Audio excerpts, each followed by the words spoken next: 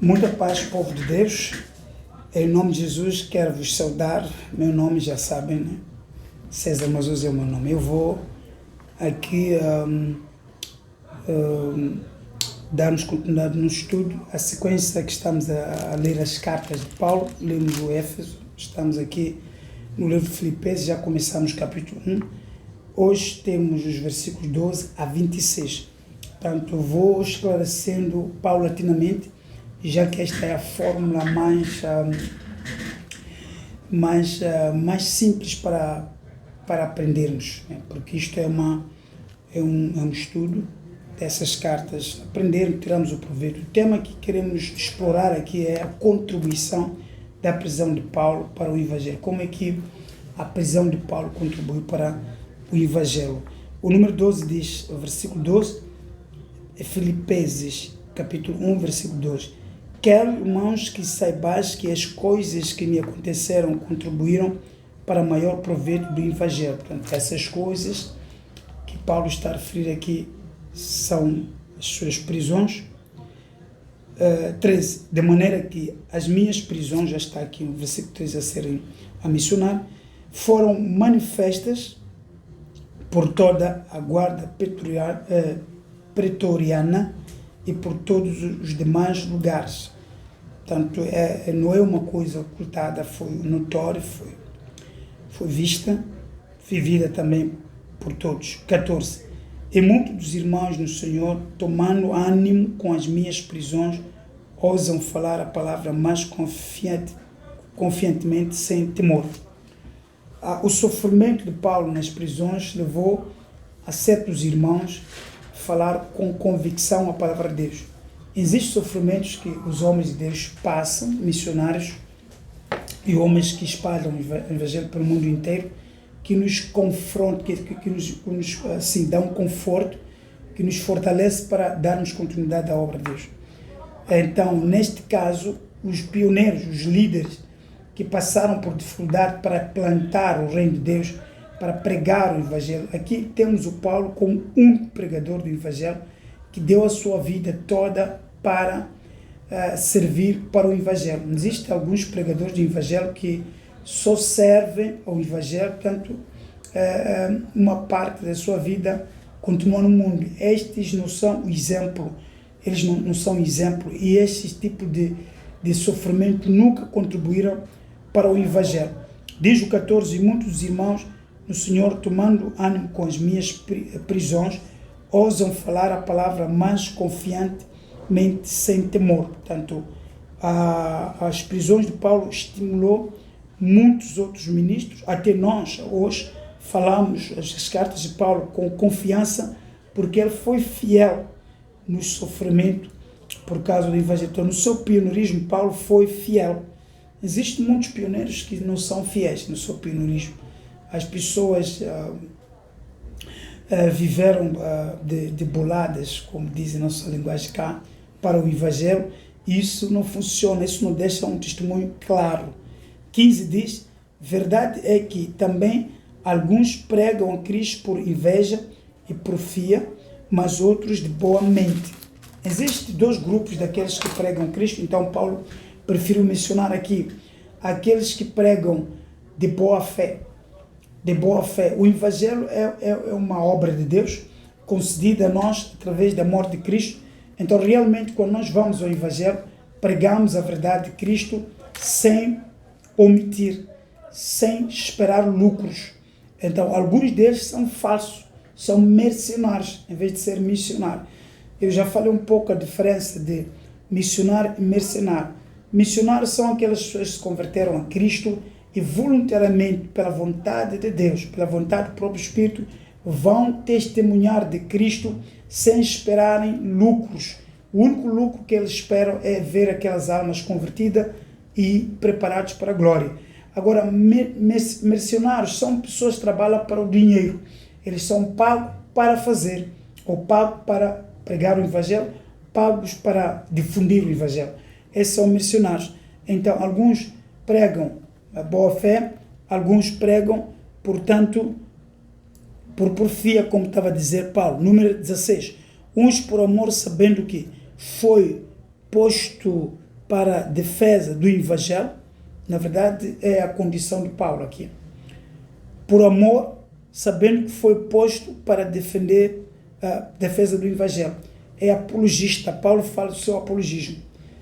Digo várias vezes, nas minhas intervenções na igreja, que nós precisamos de pregar o Evangelho. Não só pregar, mas também defender. O apologismo.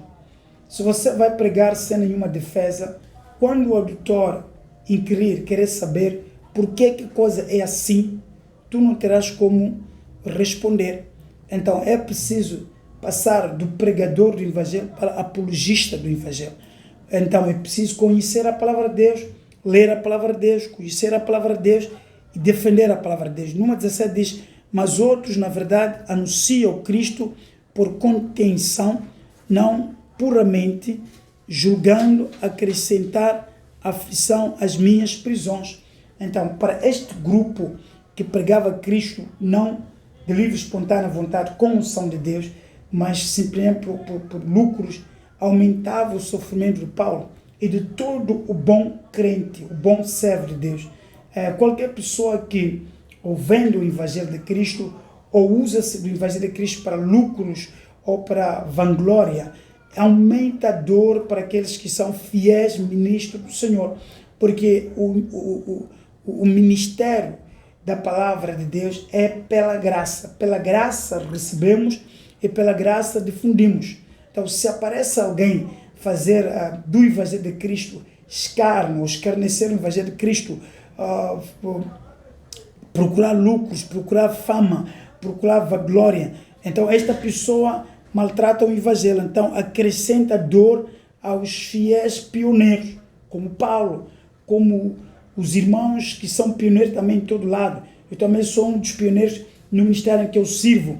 Realmente aumenta a dor, porque nós sabemos de antemão que a mensagem que está a difundir esta pessoa não é assim na íntegra, ou a sua profundidade, a raiz do Evangelho não é isto que está a pregar. Então isto aumenta mais crise, mais problema no nosso coração do que a alegria. Mas que importa, diz Paulo. Então, dentro desta situação, Paulo chegou à conclusão que, olha, não importa o que eles são e fazem, contanto que Cristo seja anunciado de toda a maneira, ou com fingimento, ou com verdade, nisto me regozijo e me regozijarei ainda. Paulo estava a mostrar que dentre estes que adulteram o Evangelho e outros que falam verdadeiramente, o nome que é usado aqui no meio é de Cristo. E a importância do Evangelho para Paulo era que se difundisse o nome de Cristo para todas as nações, que Cristo é o Salvador, porque mesmo aqueles que falam o falso Evangelho, eles também usam o nome de Cristo. Então, mostra que é Cristo que faz, é Cristo que fez realmente. Então, Paulo chegou à conclusão de que, olha, eu não vou me interessar se eles continuam a fazer, a pregar Cristo dessa forma, mas o que importa é que o nome do meu Deus é difundido, porque sei, diz o 19, porque sei que disto me resultará a salvação, pela vossa oração e pelo socorro do Espírito de Jesus Cristo. Quer dizer, o Espírito de Jesus Cristo não vai confundir os verdadeiros ministros. E a oração também, que é feita intercessora por todos os que servem a Cristo, ela seleciona os ministros e mostra a veracidade do Evangelho, deixa o Evangelho, então, inconfundível. É verdade que a verdadeira palavra de Deus é pregada dentro da justiça de Cristo e é inabalável e inconfundível. Então, realmente, Paulo confia aqui a oração e o socorro do Espírito de Jesus Cristo. Confia a oração e o socorro do Espírito de Jesus Cristo. Quando nós chegamos no nível em que nós pensamos que há uma poluição do Evangelho, o que nós podemos confiar, porque ninguém pode andar atrás dos hereges, dizer que não cala a boca, não fala isto, não ministra isto. Eles são pagos, eles são missionários, eles recebem muito dinheiro, milhões de dólares para mentir para as pessoas e realmente em nome do Evangelho. Então Paulo aqui passa a confiar a oração e o socorro do Espírito Santo. Nós temos que orar para a difusão do verdadeiro Evangelho, a igreja verdadeira, orar pela difusão do Evangelho e também orar pelo socorro do Espírito Santo através de Jesus Cristo. E realmente é possível o Senhor Jesus intervir na nossa igreja quando pedimos esse socorro do Espírito Santo e em oração. Em oração. 20 diz, segundo a minha intenção, intensa expectação e esperança de que em nada serei confundido, antes com toda a confiança, Cristo será, tanto agora como sempre, engrandecido no meu corpo, seja pela vida, seja pela morte. Aqui voltamos ao assunto do tema. Paulo, quando diz que Cristo será engrandecido no meu corpo e na minha vida, lembra os sofrimentos que ele tinha nas prisões, era em prol do Evangelho.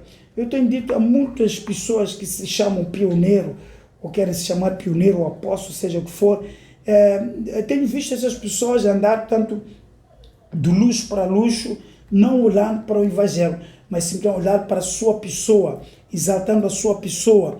Aqui o importante é que os pioneiros, eles batalham, os sofrimentos que eles passam nas prisões, na perseguição, nos insultos, nas injúrias, né, como diz Paulo, deve ser em prol do Evangelho. Agora, se o irmão é maltratado por causa da má conduta, não é? Como um cidadão, anda sem BI, anda sem uma identidade certa e é encontrado por aí pela polícia e maltratado, mesmo que seja evangelho ou ministro do evangelho, nunca diga é por causa do evangelho. Paulo era preso por causa do evangelho, era questionado que ele pregava e depois, por ser tão complexada para os mundanos, aquilo que Paulo pregava, levavam à prisão e julgavam Paulo pela palavra. É por isso que muitas cartas que estão aqui escritas, Paulo está em sua defesa. O livro de Atos, por exemplo, foi julgado várias vezes. No capítulo 22 de Atos, ele está a fazer defesa perante o rei Agripa. Então, realmente, isto é uma defesa, é isso que chamamos nós apologismo do próprio Evangelho. É em prol da defesa do Evangelho. Paulo não está a se defender porque encontraram Paulo talvez a fazer tráfico de droga e depois julgaram por causa da droga. Não, julgaram por causa do Evangelho. Por isso que ele sabe e declara aqui que ele sabe, está seguro que a intenção e a expectação, a esperança de que em nada seria confundido, antes com toda a confiança, Cristo será tanto agora, naquele tempo em que Paulo vivia, sempre engrandecido no corpo de próprio Paulo, seja pela vida, seja pela morte. Portanto, no outro lugar, ele diz que viver é Cristo, morrer é ganho. Se um cristão ou um líder viveu em Cristo muito direito, agradou a Deus, então a vida e o sofrimento desse ministro em Deus, ela sustenta muitos outros que se convertem a Cristo. Esse sofrimento é positivo. Agora, em vida, agrada a Deus esse ministro. A morte dele deixa um testemunho que pode até, mesmo depois da morte, conquistar muitos corações. Portanto, a Bíblia mostra que aos ministros já falecidos, que partiram para o Senhor, então a fé dos quais temos que imitar. Está-se a falar de ministros, não é? Que foram fiéis a Deus até a sua morte. Podemos imitar a fé dos quais. Mas ministros que morreram fora da graça, a Bíblia não diz nada, mesmo os reis de Israel que morreram fora da graça, a Bíblia não diz nada para serem seguidos essas pessoas. Mas quando falamos de Pedro, falamos de Samuel, falamos de ministros que estiveram firmes até a sua morte, então até hoje nós referimos as suas jornadas e nos encoraja. Assim, então, as prisões de Paulo contribuíram para o Evangelho, porque Paulo foi fiel. Em nenhum momento Paulo perdeu, portanto, a sua fidelidade, a sua forma de se estar em Deus. 21. Porque para mim, diz Paulo aqui, o viver é Cristo e o morrer é ganho. Em outras palavras, enquanto eu vivo, vou glorificar Cristo. Mas quando eu morrer, então receberei de Cristo galardão. Viver é Cristo, morrer é ganho. E é esta mente em que tem que se armar um cristão verdadeiro. Viver é Cristo, em outras palavras, enquanto estamos vivendo na terra, vivemos para Cristo, em Cristo. E quando morrermos em Cristo, Cristo nos galardoará. Portanto, Deus esmolar só opera quando a pessoa viveu em Cristo, não é? Então vai ser galardoado quando ele morrer em Cristo. Existe caso em que a pessoa vive em Cristo, mora no mundo. Então, mora enquanto já se afastou-se de Cristo, então esta pessoa não pode esperar alguma coisa no trono da glória. Número 22 diz, mas se eu viver na carne, me der fruto da minha obra, não sei então o que devo escolher. Então, realmente, se eu viver na carne, contribui para o Evangelho, dá fruto para o Evangelho, então não sabia Paulo que podia escolher. Se viver na carne. Porque Paulo, nas suas cartas, muitas vezes exorta os crentes para serem espirituais. O livro de Romanos fala muito disso no próprio livro de Atos, fala muito disso em Colossenses, nas suas cartas, Efésios, nas suas cartas todas fala muito disso, em Gálatas, fala do fruto do Espírito, que é muito fundamental. Então, alguém que vive em Deus, já deixou de viver na carne. Tem que ser assim. Não é uma opção. Tem que ser assim. A pessoa que está em Cristo deixou de viver na carne. Então, se diz Paulo que se viver na carne dá frutos, então eu não sei o que vou escolher. Portanto, realmente não devia ser assim. Paulo não pregou que a vida da carne é semelhante à vida do Espírito. Não há diferença. Não. Paulo separou. Aquele que está em Cristo, nova criatura é. As coisas velhas passaram, tudo se fez novo. Então, começa a viver em Cristo, em Espírito. É verdade. Então, realmente, Paulo sabia o que escolher. Paulo sabia muito bem o que escolher. Então, ele escolheu viver em Cristo. Mas de ambos, o 23, mas de ambos os lados estou em aperto, tendo desejo de partir e estar com Cristo, porque isto é ainda muito melhor. O 24, mas julgo mais necessário, por amor de vós, ficar na carne. A única condição que levou Paulo a desejar ficar na carne era para continuar a assistir à igreja. Era para continuar a assistir os irmãos. Mas ele deseja partir. Muitas vezes nós, os cristãos, eu mesmo muitas vezes já falei isso, desejo partir. Mas eu vejo que ainda há menininhos na fé, há aqueles que ainda não entendem, também há inimigos do Evangelho. As pessoas podem torcer o Evangelho quando assumem certas responsabilidades ministeriais, podem torcer o Evangelho, porque realmente algumas pessoas acham que o Evangelho é show-off, é uma coisa para exibir, é uma obra para exaltar os seus nomes, é uma obra para fazer o que quiserem fazer no Evangelho, mas o Evangelho é uma obra exclusivamente é uma obra de Deus. Então está em aperto Paulo, porque de um lado, por causa do sofrimento também que passa pelo Evangelho, acha que partir para o Senhor seria melhor, mas pensou Paulo também nos pequeninos, seus filhos, seus irmãos, que olha, se eu partir para lá agora, pode aparecer um lobo e maltratar essas ovelhas que ainda não estão seguros em Cristo. Então eu não sei, diz aqui, estou a ver nesses apertos, eu pretendo partir por causa, talvez do cansaço que eu sinto, mas eu tenho que ficar por causa de vós, por causa daqueles da igreja do Senhor, neste caso, para esta defesa que Paulo fazia em todos os momentos. Número 24 diz, porque isto é ainda muito melhor, como diz aqui no 23, quero partir, estar com Cristo, porque isto é ainda muito melhor, mas 24, mas julgo mais necessário por amor de vós ficar na carne. Ficar na carne, referir, ficar como homem ainda carnal. Um homem físico, ficar como um homem vivo ainda, por causa de vós. Eu acho melhor, por causa de vós. E 25 diz, tendo esta confiança, sei que ficarei e permanecerei com todos vós para proveito vosso e gozo da fé. Confiava que Deus ouvia este desejo de Paulo. Então, tendo essa confiança de fé, de querer ficar por causa dos filipenses e outras igrejas de Paulo, então ele garante aqui, sei que ficarei e permanecerei. O cristão, Jesus diz que o vosso falar tem que ser sim, sim, não, não. O cristão, quando afirma que vou fazer, vai acontecer. Isso é o sim, sim, sim. Isso vai acontecer. Se afirma que não vou conseguir, também esse é um não. Vai ser assim como diz. Então, atenção, muito cuidado com as palavras que você tira da boca como cristão.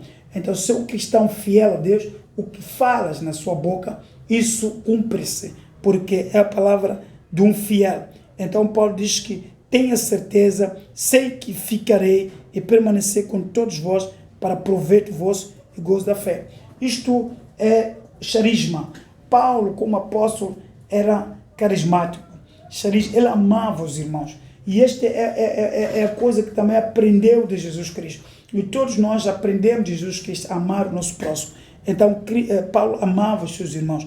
Então, quem ama, ensina as pessoas a verdade. Quem ama não oculta a verdade. Paulo amava os seus irmãos, ou melhor, a igreja, a obra que ele fazia. É necessário que qualquer pioneiro ama o que faz. Faça o que faz com excelência. É por essa razão nos gastamos, abandonamos muitas outras coisas, formações, empregos, abandonamos muita coisa por amor de Cristo, e realmente não para fazer as coisas serem péssimas, mas serem melhor, porque amamos. E Paulo amava muito a obra que fazia, e por amor dos irmãos filipenses, ele desejava ficar, ainda que quisesse partir, que seria melhor, desejou ficar. Isso foi muito bom. Para terminar aqui, o 26 diz: para que a vossa glória aumenta por mim em Cristo Jesus, pela minha nova ida a vós. A vossa glória aumenta por mim. Então, isto conclusivamente está conectado com a contribuição da prisão de Paulo para o Evangelho. Aumenta por mim em Cristo Jesus, pela minha nova ida a vós. Portanto, mais uma vez, iria visitar os filipenses. E eu disse que, olha, nestas cartas paulinas, nós se repararmos, vamos ver que este grande pioneiro da igreja, dentro dos gentios, realmente era uma nova forma de estar, porque a igreja judaica, dos judeus, na verdade, não via com bons olhos este novo grupo. A igreja paulina, que era composta pelos não-judeus. Então, Paulo tinha depositado o seu coração naquela obra que faz. Muitos líderes, muitos servos de Deus, que lideram células, ou lideram igrejas, ou grupos familiares, seja o que for, departamentos, eles não lançam o seu amor naquela missão. É através daquilo que você faz que Deus vai te dar galardão. Se fazer com muita excelência, realmente. Fazer com muita excelência. Não faz até onde te disseram para fazer. Faz um pouco além daquilo que te deram para fazer, porque realmente é necessário fazer para a glória de Deus. Quando o Senhor se alegra na glória por causa da nossa obra, nós também nos alegramos. Por isso cantamos que a alegria do Senhor é a nossa força. Quando o Senhor está alegre, eu alegro-me porque o irmão Paulo, o irmão Tito, o irmão Epafrodito fez bem esta cobra. Então a alegria do Senhor é a nossa alegria. Assim o Espírito Santo nos comunica às vezes na nossa alma a alegria do Senhor. Quando o Senhor está alegre, através do Espírito Santo, nos comunica essa alegria. Então nós ficamos 2 vezes mais alegres do que o habitual. Que Deus de Abraão, Isaac e Jacó vos dê graça. Então, assim contribuiu as prisões de Paulo contribuíram para o Evangelho. Algumas pessoas que ouviram esta graça da defesa, do apologismo de Paulo, que incluía até sofrimentos corporais por causa do Evangelho, eles ficaram firmes, eles começaram a ver esta profundidade de Paulo, porque que ele aceitou ir à cadeia, porque para defender uma causa é preciso defender em todas as vertentes, não é preciso defender uma parte, mas em todas as vertentes. Paulo defendia o Evangelho dos falsos doutores, defendia o Evangelho das falsas doutrinas, defendia o Evangelho das falsas interpretações. Então Paulo podemos dizer claramente que era um grande estudioso da palavra de Deus. O que deve ser qualquer pioneiro, o que deve ser qualquer ministro, o que deve ser também mesmo um simples cristão, um estudante da palavra de Deus constantemente, para lutar e combater nos nossos tempos, combater a heresia. Paulo tem melhores cartas que combatem a heresia. Do tempo de Paulo até esses dias cá, até este nosso momento, as palavras das cartas de Paulinas, elas combatem contra falsos profetas, contra todo tipo de falsidade no Evangelho. Então, este é o verdadeiro apologismo. Mas Paulo não só combateu, Paulo também pagou pela sua própria vida a defesa do Evangelho, porque Paulo foi decapitado, não foi cortado o pescoço em trono do Evangelho. Ele serviu a Deus, sofreu em cadeias várias vezes, levou também uma boa porrada, muitas vezes foi açoitado, então realmente em defesa do Evangelho. Isto chama-se preço que os pioneiros pagam pelo Evangelho. Talvez o que vem depois, nós estamos mais assegurados porque foi colocado o alicerce. Eu disse que está em Cristo, foi colocado o alicerce do verdadeiro Evangelho, então nós estamos assegurados porque sabemos que está completa a defesa apologética do Evangelho. Mas nós temos os outros desafios da sociedade em que vivemos agora, essa sociedade moderna, essa sociedade científica. Temos também a continuidade, temos que dar a continuidade na defesa do Evangelho, talvez mexendo essas cartas de Paulo, mas na abordagem diferente. Realmente, como o nosso mundo é um pouco diferente do mundo de Paulo, mas as defesas de Paulo, ela mantém sempre inabalável, mesmo nesta sociedade, tanto como naquela do tempo de Paulo. Esta defesa é necessária, deve se manifestar em cada ministro, líder, pioneiro, ou qualquer líder, mesmo seja líder de um grupo familiar, ou de uma célula, ou de uma igreja local. Que meu Deus dê graça a todos que escutaram esta defesa, esta contribuição da prisão de Paulo para o Evangelho. Os sofrimentos de um líder contribuem para o ministério que este líder carrega. Os sofrimentos, mas aqui eu ressaltei sofrimentos honestos, sofrimento justo, não sofrimento falsificado. Alguém que diz, olha, eu estava num lugar X a servir, quando vi que aquilo era difícil, eu larguei aquilo, voltei ao emprego. Depois eu tornei de novo, comecei. Quando me encheram, larguei aquilo. Não estou a falar disso, estou a falar de alguém que teve o proscaterno, né? Eu no outro vídeo falei, a paciência cristã, teve paciência, então foi até o fim. Estou a falar desse tipo de apologismo. Então, o sofrimento desses homens que carregam, vão espalhando o Evangelho no mundo inteiro, até alguns em países que é proibido falar de Cristo, eles vendem sua vida, morrem, às vezes queimados, morrem, às vezes pela arma, fuzilados, morrem de fome e de calamidade nesse lugar, mas em prol do Evangelho. Eu digo em prol do Evangelho, não porque eles foram lá em viagem turística, depois em prol do Evangelho. Aquelas pessoas que vão em prol do Evangelho e padecem nesses países anticristãos, esses países comunistas, por exemplo, por causa da fé em Cristo, esses serão recompensados se irem até o fim, se morrer defendendo a verdade do Evangelho. Então, o nosso ministério, em parte, tem esta missão de defender o Evangelho de Cristo justamente. Que meu Deus de Abraão, Isaac e Jacó vos abençoe rica e poderosamente, em nome de Jesus, agora, aqui e para todo sempre. Amém.